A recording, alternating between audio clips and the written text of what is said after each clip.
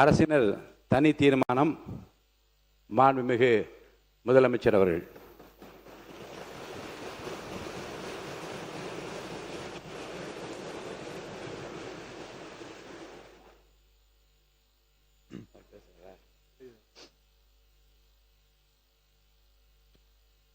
மாண்புமிகு பேரவைத் தலைவர் அவர்களே, நம்மளோட குடும்பத்தில் இருக்கிற, நம்மளோட வீட்டில் இருக்கிற நம்ம பாட்டியை, நம்ம அம்மாவை, நம்ம அக்காவை, நம்ம தங்கச்சியை பற்றின ஒரு தீர்மானம். அதை பற்றி பேசுகிறதுக்கு, அவங்களுக்காக பேசுகிறதுக்கு நம்ம மனசில் இருந்து, நம்ம இதயத்தில் இருந்து பேசுகிறேன். இதுக்கு முன்னாடி இந்த விஜய்க்கு கிடைச்ச இடத்துக்கும், இதுக்கு முன்னாடி இந்த விஜய்க்கு கிடைச்ச இடத்துக்கும் இன்னைக்கு இந்த விஜய்க்கு கிடைச்சிருக்கிற இடத்துக்கும் மிகப்பெரிய காரணமாக இருக்கிறதுல என்னோட பாட்டி, அம்மா, அக்கா, தங்கச்சிங்க தான் மிகப்பெரிய காரணம்ங்கிறத என்னால் மறுக்கவே முடியாது. அந்த நன்றி விசுவாசத்தோட, அப்படி ஒரு உணர்வோடு தான் இப்போ இங்கே நின்று பேசுகிறேன். பெருசாக பணம் இருந்துட்டா ஒரு வீட்டுக்கோ, பெரிய பொருளாதாரம் இருந்துட்டா ஒரு நாட்டுக்கோ பெரிய பேர் வந்துடும்னு சில பேர் நினைக்கலாம். ஆனால் உண்மையாகவே ஒரு வீட்டுக்கோ ஒரு நாட்டுக்கோ எப்போ பெரிய பேர் கிடைக்கும் தெரியுமா? அந்த வீட்டு பெண்கள் தனிப்பட்ட முறையில் சமூகத்தில் உயர்ந்தாதான் பெரிய பேர் ஒட்டுமொத்த சமூகத்துக்கே கிடைக்கும். நம்ம தமிழ்நாட்டு மண்ணில் சங்க காலத்தில் இருந்த அன்னைக்கும் சரி இன்றைக்கும் சரி மிகப்பெரிய அடையாளமாக இருக்கிற பெண் ஆளுமைகள் நிறைய பேர் இருக்காங்க. ஔவையார், காக்கை, பாடினியார்னு சங்க காலத்து ஆளுமைகள், கண்ணகி, மணிமேகலை, குண்டலகேசி, இவங்கெல்லாம் இலக்கியத்தில் நிலைச்சி நிற்கிறவங்க. ஆண்டாள், காரைக்கால் அம்மையார், இவங்கெல்லாம் ஆன்மீகத்திலையும் இலக்கியத்திலையும் உயர்ந்த இடத்துல இருக்கிறவங்க. ராணி வேலு நாச்சியார், குயிலி, அம்புஜம் அம்மாள், ருக்மணி லட்சுமிபதி அம்மாள், டாக்டர் முத்துலட்சுமி ரெட்டி அஞ்சலை அம்மாள், மக்கள் சேவகர் அஞ்சலை அம்மாள்னு நம்ம நாட்டோட விடுதலை போராட்டத்தில் கலந்துக்கிட்டவங்க. நம்ம தமிழ்நாட்டு பெண் ஆளுமைகள் நிறைய பேர் இருக்காங்க. சுதந்திர போராட்டத்தில் இருந்து சமூக நீதி போராட்டம் வரைக்கும் கலந்துக்கிட்டவங்க தான் நம்ம தமிழ்நாட்டு பெண்கள். அது மட்டுமா, கல்வி, அறிவியல், அரசியல், நீதி, நிர்வாகம், தொழில்நுட்பம்னு எல்லா டிபார்ட்மெண்ட்லேயும் இன்னைக்கு நம்ம தமிழ்நாட்டு பெண்களோட பங்களிப்பு பெருசாக இருக்குன்றத யாரும் மறுக்கவே முடியாது. அப்படிப்பட்ட நம்ம வீட்டு பெண்களுக்கு அரசியல்லையும் முன்னேற வழிவகை செய்யணும். அதுக்கு உரிய இடஒதுக்கீடு வழங்கணும். பெண்களுக்கு இடஒதுக்கீடு தர்றது ஏதோ சலுகைன்னு நினைச்சிடக்கூடாது. சமூக நீதி சார்ந்தது, அரசியல் அமைப்பு சார்ந்தது. மாண்புமிகு பேரவைத் தலைவர் அவர்களே, நம்ம நாட்டோட மக்கள் தொகையில் ஏறக்குறைய பாதி பேர் பெண்கள் தான். அதனால் அனைத்து நிலைகள்லையும் பெண்களுக்கு சம அந்தஸ்து வழங்கப்படணும். அரசியலமைப்பு சட்டமும் அவங்களுக்கு சமத்துவ உரிமையை வழங்கித்தானே இருக்குது. நம்ம தமிழ்நாட்டை எடுத்துக்கிட்டாலும் ஆண்களை விட பெண்கள் தான் அதிகம். ஓட்டு சதவீதத்தில் கூட அவங்க தான் அதிகம். ஆனால் அவங்களுக்கான அரசியல் இடம்னு பார்த்தா 2021 சட்டசபையில் 12 பெண்கள் இருந்தாங்க. இப்போது இந்த 2026 சட்டசபையில் 23 பெண்கள் இருக்கிறாங்க.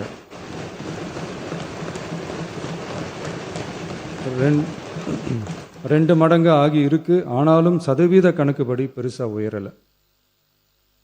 மாண்புமிகு பேரவைத் தலைவர் அவர்களே, ஒன்றிய அரசு 2023ஆம் ஆண்டு மக்களவை, அனைத்து மாநில சட்டமன்றங்கள் மற்றும் டெல்லி யூனியன் பிரதேச சட்டமன்றத்தில் பெண்களுக்கென 1/3 தொகுதி ஒதுக்கீட்டை கட்டாயமாக்கி 106வது அரசியல் சாசன திருத்த சட்டத்தினை 2023 செப்டம்பர் 28 நிறைவேற்றி 2026 ஏப்ரல் 16 முதல் நடைமுறைக்கு வந்துள்ளது. இருப்பினும் மேற்படி தொகுதி ஒதுக்கீடானது மக்கள் தொகை கணக்கெடுப்பு மற்றும் அதை தொடர்ந்து நடக்கும் தொகுதி மறுவரையறை பணிகளுக்கு பிறகுதான் முழுமையாக நடைமுறைக்கு வரும் என்று தெரிவிக்கப்பட்டுள்ளது. மேலும் ஒன்றிய அரசு 2026ஆம் ஆண்டு 131வது அரசியல் சாசன திருத்த சட்ட மசோதாவையும் 2026ஆம் ஆண்டு தொகுதி மறுவரையறை சட்ட மசோதாவையும் தாக்கல் செய்து 2026 ஏப்ரல் 17 2/3 உறுப்பினர்களில் ஆதரவு இல்லாமல் மசோதா நிறைவேறவில்லை. அவ்வாறு மக்கள் தொகை கணக்கெடுப்பு மற்றும் தொகுதி மறுசீரமைப்புடன் பெண்களுக்கான தொகுதி ஒதுக்கீட்டை இணைப்பதால் அதனை நடைமுறைப்படுத்த மேலும் பல ஆண்டுகள் காலதாமதம் ஆகலாம். மாண்புமிகு பேரவைத் தலைவர் அவர்களே, நாடாளுமன்றம் மற்றும் மாநில சட்டமன்றங்களில் மகளிருக்கென 1/3 தொகுதி ஒதுக்கீட்டு செய்து சட்டம் நிறைவேற்றப்பட்டிருந்த போதிலும் அதனை நடைமுறைப்படுத்துவதில் ஏற்படும் கால தாமதத்தினால் அச்சட்டம் நிறைவேற்றப்பட்டதன் நோக்கம் நிறைவேறாமல் காலம் தாழ்த்தப்படும் சூழ்நிலை உருவாகியுள்ளது. இது பெண்களின் அரசியல் உரிமையை மறுக்கும் செயலாகும். எனவே மகளிருக்கான தொகுதி ஒதுக்கீட்டை மக்கள் தொகை கணக்கெடுப்பு மற்றும் தொகுதி மறுவரையுடன் இணைத்து அதனை ஒத்திவைக்கக்கூடாது. மேற்படி தொகுதி ஒதுக்கீட்டை விரைந்து நடைமுறைப்படுத்துவதற்கு உரிய நடவடிக்கைகள் எடுக்கப்பட வேண்டும் என தமிழ்நாடு அரசு ஒன்றிய அரசை வலியுறுத்துகிறது. மாண்புமிகு பேரவைத் தலைவர் அவர்களே, நம்ம டிவிகே அரசு பெண்களுக்கான அரசியல் அதிகாரம் வழங்குறதுல முன்னோடி மாநில அரசாதான் இருக்கு. 4 பெண் அமைச்சர்கள் இருக்கிறாங்க. பெண்கள் பாதுகாப்புக்கு சிங்கப்பெண் சிறப்பு அதிரடிப்படை இருக்கு. பெண்களுக்கான பாதுகாப்புல, பெண்களுக்கான இம்பார்ட்டன்ஸ்ல டிவிகே அரசு ரொம்ப கவனமாக தான் இருக்கு. இனியும் அப்படிதான் இருக்கும்.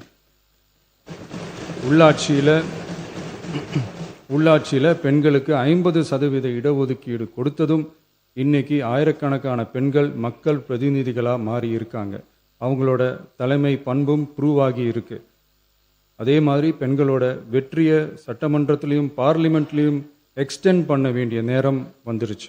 மாண்புமிகு பேரவைத் தலைவர் அவர்களே, இன்று இந்த பேரவையின் வாயிலாக பெண்களுக்கான 33% இடஒதுக்கீட்டை இனியும் தாமதிக்காமல் நடைமுறைப்படுத்த வேண்டும் என்று ஒன்றிய அரசை வலியுறுத்துகிறோம்.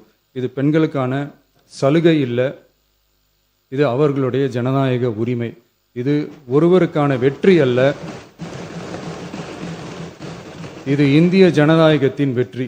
ஒரு பெண் அதிகாரம் பெறும்போது ஒரு குடும்பம் உயர்கிறது. ஆயிரக்கணக்கான பெண்கள் அதிகாரம் பெறும்போது ஒரு நாடே உயர்கிறது. மக்கள் தொகை கணக்கெடுப்பு மற்றும் தொகுதி மறுசீரமைப்புடன் பெண்களுக்கான தொகுதி ஒதுக்கீட்டை இணைப்பதால் ஏற்படும் காலதாமதத்தின் காரணமாக பெண்களுக்கான தொகுதி ஒதுக்கீட்டை ஒத்திவைக்க கூடாது என்றும் அதை விரைவாக அமல்படுத்த தகுந்த அரசியலமைப்பு மற்றும் சட்டப்பூர்வ நடவடிக்கைகள் எடுக்கப்பட வேண்டும் என்றும் தமிழ்நாடு அரசு ஒன்றிய அரசை வலியுறுத்துகிறது.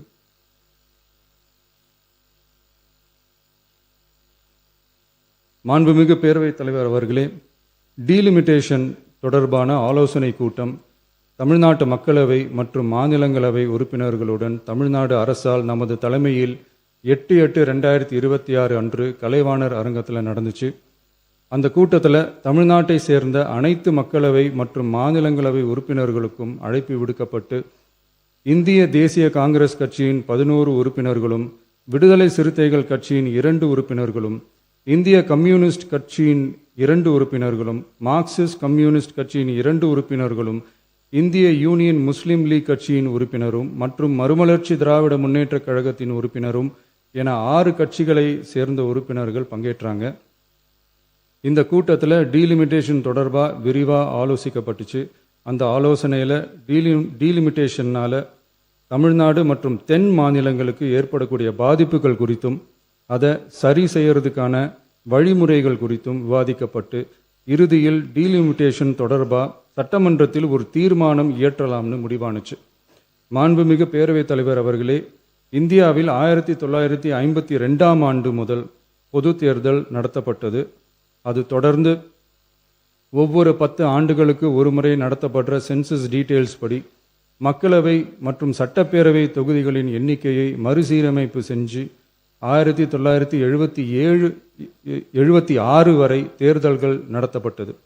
இந்த நிலையில் 1976ஆம் ஆண்டு 42வது அரசியலமைப்பு சட்ட திருத்தப்படி மக்கள் தொகையை சிறப்பாக கட்டுப்படுத்தும் மாநிலங்களுக்கு டீலிமிட்டேஷன் காரணமாக மக்களவை உறுப்பினர் எண்ணிக்கையில் எந்தவித பாதிப்பும் ஏற்படக்கூடாது என்பதற்காக அடுத்த 25 வருஷத்துக்கு 1971ஆம் ஆண்டு சென்சஸ் படி பாராளுமன்ற உறுப்பினர்களின் எண்ணிக்கை வைக்கப்படும்னு சட்டம் இயற்றப்பட்டது.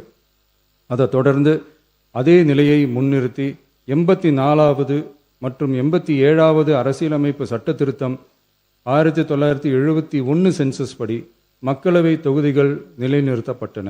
இந்த திருத்தங்களோட நோக்கமே மக்கள் தொகை கட்டுப்பாட்டை செயல்படுத்திய மாநிலங்களின் உரிமைகளை பாதுகாக்கிறது தான். மாண்புமிகு பேரவைத் தலைவர் அவர்களே, அந்த 25 வருஷ லிமிட் இந்த 2026 முடியுது.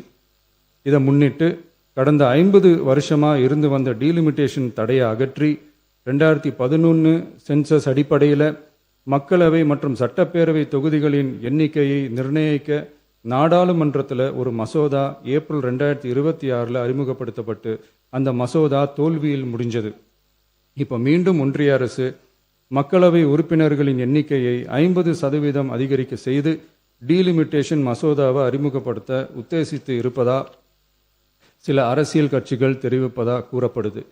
இந்த வரக்கூடிய மசோதா குறித்து 8/8/2026 பாராளுமன்ற உறுப்பினர்களோட நடந்த கூட்டத்தில் விவாதிச்சப்போ மேலே சொன்ன மாதிரி தற்போது அறிமுகப்படுத்தப்பட உள்ள மசோதா நிறைவேறினால் ஒவ்வொரு மாநிலத்துக்கும் தலா 50% மக்களவை உறுப்பினர்களின் எண்ணிக்கையை முதலில் அதிகரித்தாலும் அதனைத் தொடர்ந்து 2026 சென்சஸுக்கு பிறகு அரசியலமைப்பு பிரிவு ஆர்டிகல் 81(2)A அதன் கீழ் மாநிலத்தின் மக்கள் தொகையின் அடிப்படையில் தொகுதிகள் மறுசீரமைக்கப்படும்.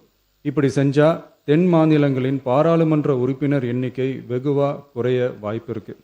கடைசியில் மக்கள் தொகை கட்டுப்பாட்டை சிறப்பாக செயல்படுத்தின தமிழ்நாடு உள்ளிட்ட தென் மாநிலங்களுக்கு பெரும் அரசியல் பிரதிநிதித்துவ அநீதி இழைக்கப்படும்.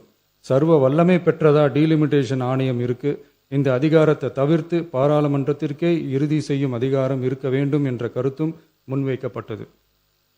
மாண்புமிகு பேரவைத் தலைவர் அவர்களே, தமிழ்நாட்டு உள்ளிட்ட தென் மாநிலங்கள் மக்கள் தொகை கட்டுப்பாட்டு திட்டங்களை சிறப்பாக செயல்படுத்தி பொருளாதார முன்னேற்றம் பெற்று வரும் நிலையில் கடந்த 50 ஆண்டுகளாக நடைமுறையில் உள்ள மக்களவை மற்றும் சட்டப்பேரவை தொகுதிகளின் எண்ணிக்கையை அப்படியே நிலைநிறுத்த வேண்டிய கட்டாய தேவை உள்ளது. எனவே தற்போதுள்ள மக்களவை உறுப்பினர்களின் எண்ணிக்கையான 543 என்ற அளவிலேயே நிரந்தரமாக வைப்பதற்கும் மாநிலங்களுக்கு இடையேயான எண்ணிக்கை பகிர்வை நிரந்தரமாக வைக்கவும், மேலும் தற்போது மக்களவை மற்றும் மாநிலங்களவையோட விகிதம் 2.2:1 என்ற அளவிலேயே நிலைநிறுத்த வேண்டும்.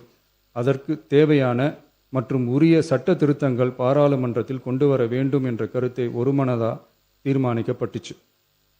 மாண்புமிகு பேரவைத் தலைவர் அவர்களே, மகளிர் இடஒதுக்கீடு சட்டத்தினை அமுல்படுத்த மேலும் காலதாமதம் இல்லாமல் தற்போது 543 என்ற நிலையிலேயே 1/3 தொகுதி மகளிர் தொகுதிக்கு வருகின்ற 2029 பாராளுமன்ற தேர்தலில் நடைமுறைப்படுத்த வேண்டும் என்ற முன்மொழியும் தீர்மானிக்கப்பட்டுச்சு. ஆகவே மேற்கூறிய காரணங்களால் தமிழ்நாட்டில் உள்ள அனைத்து சட்டமன்ற கட்சியின் தலைவர்களும் ஒருமித்த கருத்தோடு தமிழ்நாட்டை முன்னிறுத்தி கட்சி வேறுபாடின்றி ஒருமித்த குரலில் பேச வேண்டும் என்ற கருத்தை வலியுறுத்தி நாம முன்மொழிகிற தீர்மானத்தை ஒருமனதாக நிறைவேற்றி தருமாறு கேட்டுக்கொள்கிறோம். தொகுதி மறுவரையறை மற்றும் மகளிர் இடஒதுக்கீடு அரசினர் தனி தீர்மானம். தமிழ்நாடு உள்ளிட்ட அனைத்து மாநிலங்கள் மற்றும் யூனியன் பிரதேசங்களில் மக்களவை சட்டப்பேரவை உறுப்பினர்களின் எண்ணிக்கையானது கடந்த 50 ஆண்டுகளாக 1971 ஆண்டினுடைய மக்கள் தொகை கணக்கெடுப்பு புள்ளி விவரங்களின்படி நிர்ணயிக்கப்பட்டு தேர்தல்கள் நடத்தப்பட்டு வருகிறது. ஏப்ரல் 2026 பாராளுமன்றத்தில் கடந்த 50 ஆண்டு கால தொகுதி மறுவரையறை தடையை நீக்கவும் 2011 ஆண்டு மக்கள் தொகை கணக்கெடுப்பு அடிப்படையில் தொகுதி மறுவரையறை செய்திடவும் மக்களவை உறுப்பினர்களின் எண்ணிக்கையை 550 850 அதிகரிக்கவும் கொண்டுவரப்பட்ட அரசியலமைப்பு சட்ட திருத்த மசோதா தோல்வியடைந்தது. இந்நிலையில் மீளவும் மேற்குறிப்பிட்ட அரசியலமைப்பு சட்ட திருத்த மசோதா கொண்டுவரப்பட உள்ளது என தெரிந்ததின் அடிப்படையில் 1971 பிறகு உள்ள எந்த மக்கள் தொகை கணக்கெடுப்பை அடிப்படையாக கொண்டு தொகுதி மறுவரையறை செய்தாலும் மக்கள் தொகையை சிறப்பாக கட்டுப்படுத்திய தமிழ்நாடு உள்ளிட்ட தென் மாநிலங்களின் நாடாளுமன்ற பிரதிநிதித்துவம் நிரந்தரமாக பாதிக்கப்படும் என்பது நிதர்சனமான உண்மை. ஒன்றிய அரசு அளித்த உறுதியின்படி மக்கள் தொகை கட்டுப்பாட்டு திட்டங்களை சிறப்பாக செயல்படுத்தி நல்ல பொருளாதார வளர்ச்சி கண்டு நல்ல சுகாதாரம் மக்கள் நல திட்டங்களை மேற்கொண்டு வரும் எந்த ஒரு மாநிலமும் தொகுதி மறுவரையால் பாதிக்கப்படாமல் பார்த்து கொள்வது ஒன்றிய அரசின் தலையாய கடமையாகும். எனவே தற்போதுள்ள மக்களவை உறுப்பினர்களின் எண்ணிக்கையான 543 என்ற அளவிலேயே நிரந்தரமாக வைப்பதற்கும் மாநிலங்களுக்கு இடையேயான எண்ணிக்கை பகிர்வை நிரந்தரமாக வைக்கவும், மேலும் தற்போது மக்களவை மற்றும் மாநிலங்கள் அவையினுடைய விகிதம் 2.2:1 என்ற அளவிலேயே நிலைநிறுத்த வேண்டும் என்றும், அதே வேளையில் பெண்களுக்கான 33% இடஒதுக்கீட்டை காலதாமதமின்றி தற்போது 543 தொகுதிகளின் அடிப்படையிலேயே 2029ஆம் ஆண்டு மக்களவைத் தேர்தலில் நடைமுறைப்படுத்த வேண்டும் என்றும் ஒன்றிய அரசை வலியுறுத்தி தமிழ்நாடு சட்டமன்ற பேரவை கீழ்க்கண்ட தீர்மானங்களை ஒருமனதாக நிறைவேற்றுகிறது. 1. நாடாளுமன்ற மக்களவையின் மொத்த உறுப்பினர்களின் எண்ணிக்கையை 543 என்ற நிலையிலேயே நிரந்தரமாக்க வேண்டும். 2. தற்போதுள்ள மக்களவை உறுப்பினர்களின் இடங்களின் எண்ணிக்கையை மாநிலங்களுக்கிடையே, அதாவது விகிதாச்சார பிரதிநிதித்துவம் தற்போதுள்ள அளவிலேயே நிரந்தரமாக்க வேண்டும். 3. வரவிருக்கும் மக்களவை பொது தேர்தலிலும் அதன் பிறகு சட்டமன்ற பொது தேர்தல்களிலும் 1/3 தொகுதி ஒதுக்கீட்டு பலனை பெண்கள் பெறுவதை உறுதி செய்ய வேண்டும் என ஒன்றிய அரசை தமிழ்நாடு சட்டமன்ற பேரவை ஒருமனதாக வலியுறுத்துகிறது. மாண்புமிகு பேரவைத் தலைவர் அவர்களே, இந்த தீர்மானம் ஒரு அரசியல் கட்சியின் தீர்மானம் அல்ல, தமிழ்நாட்டின் உரிமையை நிரந்தரமாக பாதுகாக்கும் தீர்மானம். எனவே அனைத்து கட்சிகளை சேர்ந்த மாண்புமிகு பேரவை உறுப்பினர்கள் இந்த தீர்மானத்தை ஒருமனதாக நிறைவேற்றி தர வேண்டும் என்று கேட்டுக்கொள்கிறோம். நன்றி. மாண்புமிகு உறுப்பினர்